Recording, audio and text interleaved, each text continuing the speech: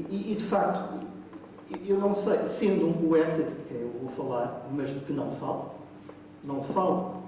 lamento, de nenhum desses livros de um poeta, ou de um ainda poeta, pergunto eu, ou talvez de um já não poeta.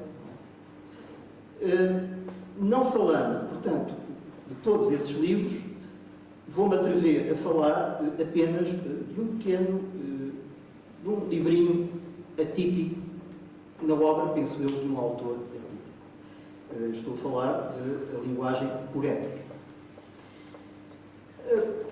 Interessou-me desde logo a capacidade de Silva Carvalho de discutir os teóricos, os filósofos, com uma grande liberdade linguística. Uma grande liberdade linguística, uma grande liberdade de invenção e, direi mesmo, Wittgensteinianamente, um pouco como jogo de linguagem. Confesso que a relação que estabeleci a princípio com este livro foi movida primeiro pela curiosidade. De facto, o objeto questionou. E depois tendeu um pouco para a apropriação.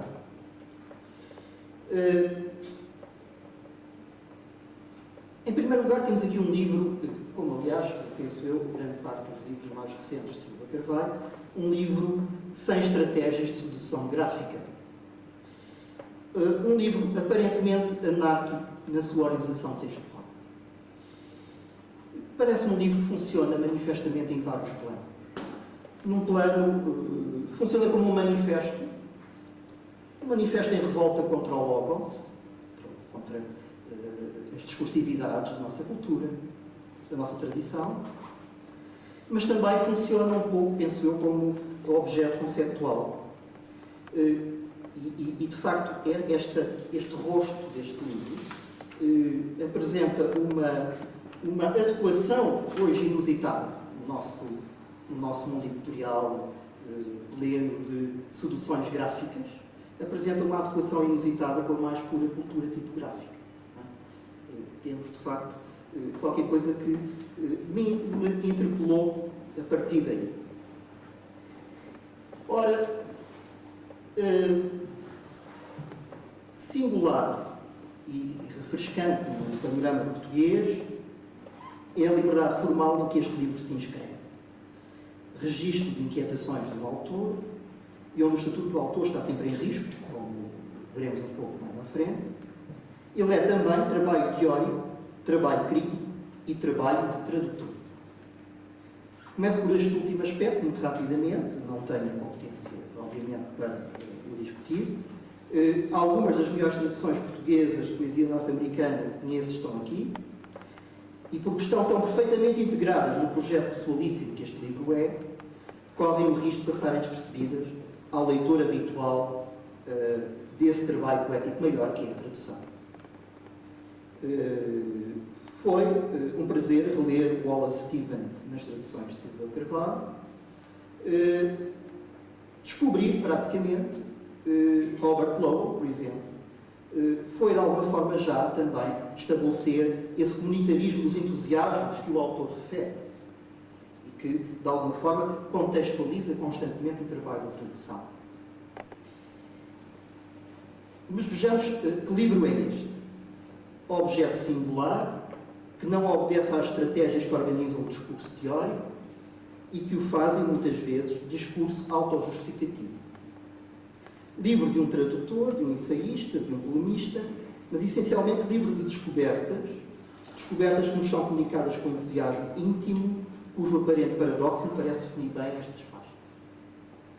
Livro de encontros, portanto, encontros de vozes que dialogam num espaço onde o estético e o emotivo nunca se perdem de vista. Há aqui um desgosto levantado pela rivalidade entre vida e escrita. Há aqui um tal desejo da vida, na sua impossível inocência do literário. E há, finalmente, uma tal obstinação na nudez da vida escrita, que o paralelo contextualmente impossível toma subitamente toda a sua razão de ser. Paralelo importante. E que eu penso que está para lá dessas tensões, digamos, primeiro, as mudanças de círculos pelos quais passou, desde o curso de medicina, que não termina, até práticas em cafés em Londres, penso eu, como bartender, até ao escritor, até ao lecturer, em contextos também muito distintos, opostos, diria, não só dos Estados Unidos como da Índia. Curiosamente, dois polos que também me fascinam e por onde tenho passado. Tenho lembrado, sobretudo, de ti, em dois momentos muito específicos. Um é pela recente necessidade de usar a língua inglesa, de falar em inglês. E por oposição, lembro-me de Silva Carvalho por oposição. A língua inglesa tem uma construção bastante simples, toda a complexidade da língua é dada, digamos, toda a adjetivação está imbuída no uso dos verbos. Portanto, que por vezes é um pouco o oposto desta atitude quixotesca do Silva Carvalho de inventar palavras, analogismos e construções inusitadas e inexistentes. E, portanto, quando isso acontece, lembro-me sempre, por contraponto, do Silva Carvalho. E outra, lembrava-me, ontem, quando estava em Barcelona, a dar uma aula sobre arquitetura, que é as aulas que eu dou mais ou menos. Lembrava-me de Silva Carvalho, porque precisamente tenho dado aulas posicionadas no contexto dos anos 60, de Paris, onde Silva Carvalho passou e fez alguns comentários e que eu retenho sempre que tenho que dar essas aulas. Concretamente, a aula que dava ontem era sobre práticas de determinant, digamos, urbano, de deriva, de identificação com a cidade, de uma forma mais ou menos aleatória, e que, descontextualizando elementos e significados, buscavam, digamos, entendimentos mais, não diria profundos, mas mais pretenciosamente verdadeiros. Havia o que ela dizia, que não havia qualquer história, quando os livros dele não espera de encontrar história nenhuma, que não havia género ao estilo, há esse espaço de rizoma, de confluência de vários tipos de linguagem. Há um livro de Dias também, como ele diz em de vocábulos e de coisas não só autorizadas, em contraponto com coisas que estão excluídas. Isto é, autorizadas pela instituição de que ele faz parte, pela instituição literária, em contraponto com coisas marginalizadas que ele faz vir à língua. Algumas inventadas, já foram dados vários exemplos, de que ele próprio não sabe o que significam, outras que ele redescobre, passado muito tempo, e que em algum livro, já não me recordo onde, afirma ter sido o maior criador e ressuscitador da língua portuguesa ao trazer à literatura uma quantidade imensa de termos que já não eram usados. Há, para além da paisagem, destas paisagens imensas americanas, em contraponto com as paisagens domésticas pequenas, digamos, e a paisagem interna do corpo, também a presença de outras duas realidades. Primeiro, de artefactos, de objetos que sempre estão presentes na sua descrição da vida cotidiana. Eu recordo dois, os legumes e o futon. Curiosamente, são dois objetos sempre muito próximos do corpo, alguns que são manipulados pelo próprio corpo, alguns que desaparecem e que tendem também a enfatizar mais essa condição efêmera da leitura, e outros que têm a ver com a sua intimidade, os futons, por exemplo. E depois há a presença de uma série de relacionamentos, dos quais eu não consigo deixar de esquecer uma presença constante, quase do olhar da sua esposa, por exemplo, em algumas passagens, pelo menos nos livros onde eu li, sobretudo quando há o cair nesses momentos dos anos mais bipolares, como chamou, de grande tensão, sobretudo em situações de isolamento nos Estados Unidos, e que eu verifico terem uma relação com a própria descrição do ambiente, do clima, etc.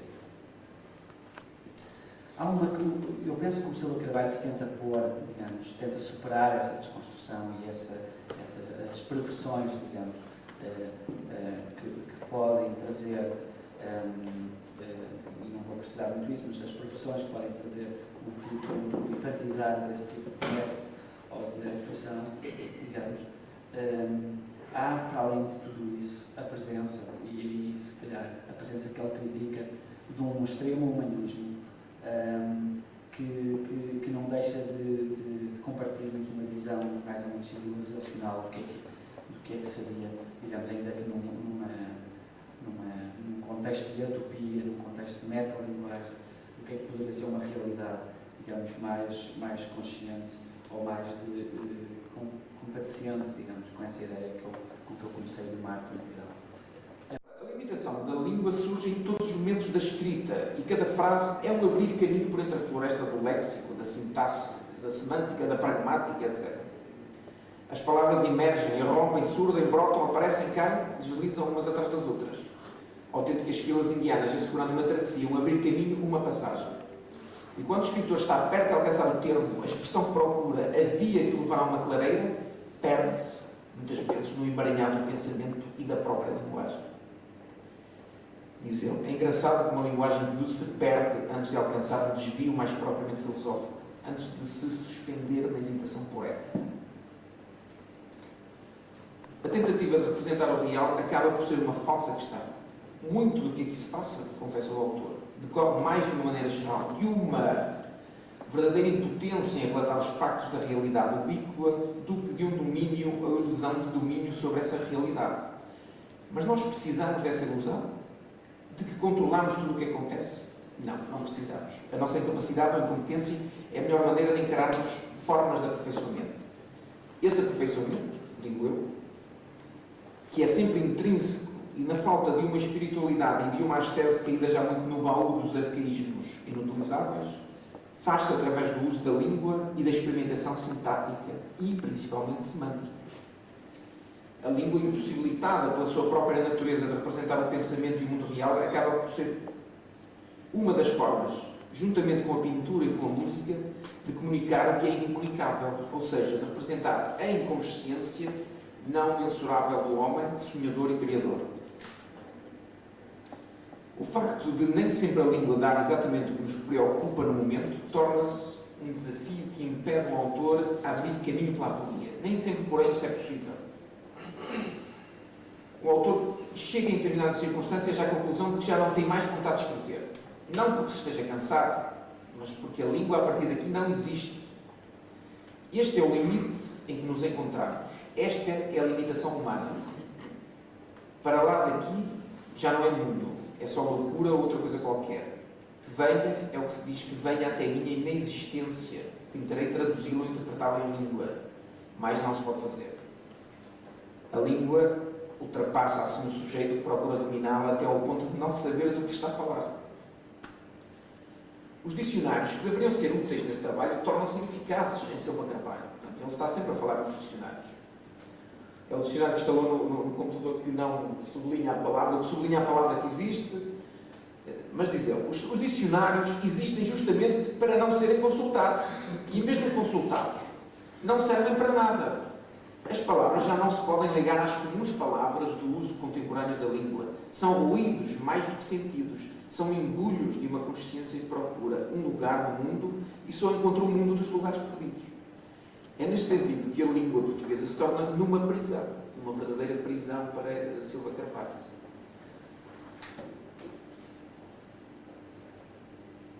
A propósito de um romance que é da valer de uma conhecida escritora que tu não citas, não sei quem é, o autor refere que o romance diz que determinada personagem fazia isto e aquilo, mas numa língua romanesca, cuidada, com muitos verbos e muitas palavras ditas literárias, muito subitamente, como dizem os autores e os críticos, cúmplices, transfigurada pelo poder simbólico da linguagem, numa riqueza de significados e de sentidos que é, no fundo, reparem bem, no fundo, o que se pede à arte.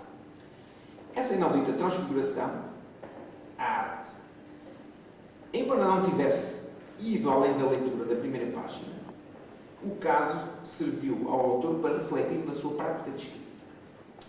Aqui, isto é, neste tipo de escrita, Não há nenhuma transfiguração, diz o autor. Não há muitos verbos, portanto, neste tipo de escrita, na escrita de Silva Carvalho. Não há muitos verbos repetendo-nos para muitas ações. Nem há muitos termos literários dando conta da especificidade do real. Há só a língua na sua repetição impossivelmente fastidiosa e inconsequente, plena de tiques e de impurezas e de imperfeições, escrita por quem não domina uma técnica ou um saber. Ora bom, quanto à abundância de verbos, isso é contrariado pelo programa informático que eu utilizei, que contou os verbos, e na tua obra os verbos são mais do que as músicas. Mas eu depois digo que não vale a pena estarmos aqui a dizer. Há mais verbos do que qualquer outro tipo de palavras. Portanto, isso contradiz um pouco.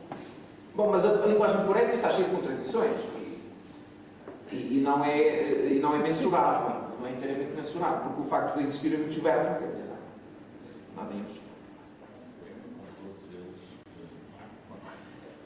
Não há aporia que resista ao desejo de se avançar. Poderá não haver caminhos nem vias. Só há, aliás, um caminho. Do nascer ao morrer. Tudo mais é perder tempo. É tempo ganho ou perdido em concomitâncias do real. O que quer que seja, é desejo de avançar no desejo de outra coisa que não seja a morte. Daí o sofrimento. Diário, contínuo. Enquanto há vida, não há morte. Enquanto é onde se prefere esta estética de desavinda, inviável, sentir que não é pelo sentido que a vida se alcança ou se faz, sentir que há mais coisas deturpando a existência numa irrealizável maturação da analogia infrene.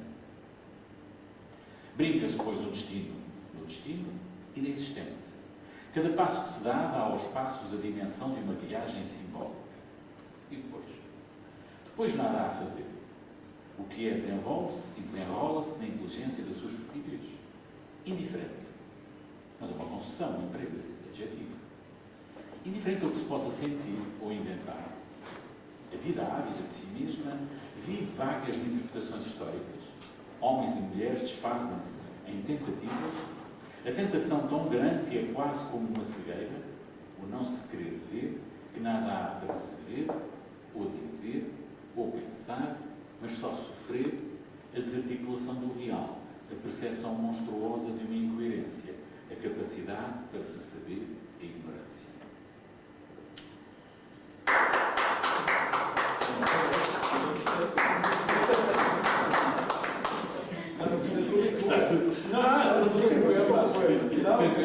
Calma aí, eu gostei do teu poema. Quem sou eu para falar do poema? Infrene. Vamos ao dicionário, enfim, estou assim pelo não, e encontramos desenfreado, desordenado, descomedido. Então entenda-se opacidade infrene como aquilo a que agora gostaria de chamar a anomalia literária do Silva Carvalho. Entenda-se estética desavinda como o lugar do fazer literário de Silva Carvalho, isto é, um lugar irredutível à ideia moderna de felicidade linguística. Vejamos cada uma destas partes. A opacidade infrene, como anomalia literária, e a estética desavinda como irredutível à ideia moderna de felicidade linguística. A opacidade infrene. Ler a poesia de Silva Carvalho equivale a confrontarmos com a vastidão de um projeto de libertação da palavra. São inúmeros os vocábulos estranhos e inabituais que povoam a poesia deste autor. Conforme já tive a oportunidade de dizer na altura, acerca do em questão, todas as palavras, bem como os elos sintáticos que lhes organizam as virtudes comunicativas, são encaradas fora de um sistema de convenções de escrita. É através da acentuação dos índices de dificuldade referencial das palavras que se vai propondo uma opacidade epistemológica. Por sua vez, é por essa opacidade que se sugere ou se tenta reproduzir a dificuldade de adequação da linguagem à experiência. A poética de Silva Carvalho opera por uma dissolução da estabilidade dos fundamentos linguísticos do poema. mobilizando por aí os protocolos da leitura literária no sentido de os desfundamentar, de os pôr em crise enquanto protocolos de legitimidade.